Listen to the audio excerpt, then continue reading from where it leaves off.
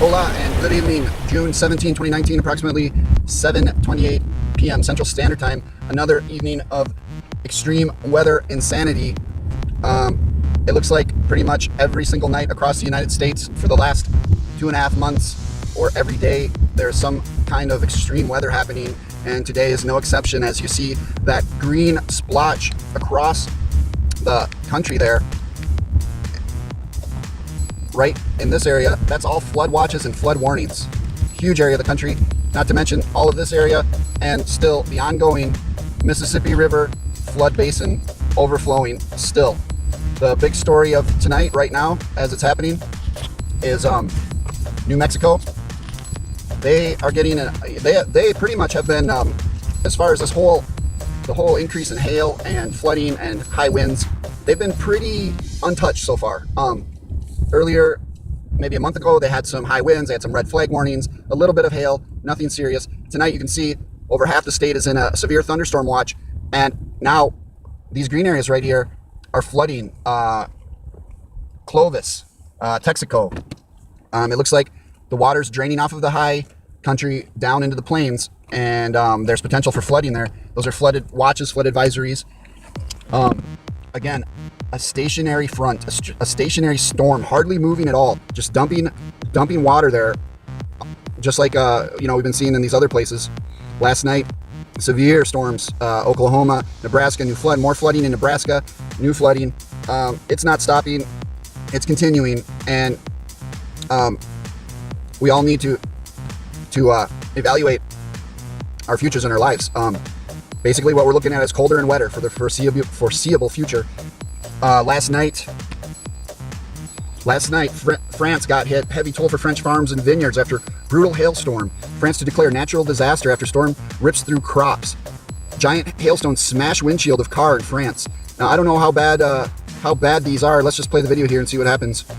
I don't know how bad the official reports are, but they had severe cold and snow not too long ago when we were just getting into spring. And now another food scare, another crop loss report. Iran reports of 70% of that country being flooded and 500,000 people homeless because of flooding. And people will say, well, yeah, but they don't have, the protections and everything that we have here. Well, whatever. The important thing is to watch the signs of the times and to see these things that are happening. Asia, the last crop loss report was 2 nights ago. China, crop losses. These things are happening extremely fast. And, also in China, they have a problem with a pest that's been eating the crops. In the Midwest, the University of Wisconsin Ag Department warning about tar spotting on corn. Meanwhile, farmers say that it's been too wet to spray the fungicide to prevent it. So we've got wet fields, we've got cold fields, we've got problems with planting. Here's the headline from AccuWeather: tropical downpours inundate southern U.S. with over a month's worth of rain into Monday. We keep getting a month's worth of rain. That's what China got the other night. That's what they said about a few weeks ago down in Georgia and North Carolina when the 3 college students died, unfortunately, from flash flooding. A month's worth of rain in overnight, and it's been happening. It happened in the UK last night. This is a trend. It's important to watch these things and to know what's happening and to keep an eye on it and not be in denial and not be, just like, well, whatever. We need to prepare. Significant rainfall again in that area. Charlotte again. This is a prediction. This is going to be really bad for them because they're still trying to recover. There's potential to 4 to 8 inches of rain. They're still trying to recover from the last one.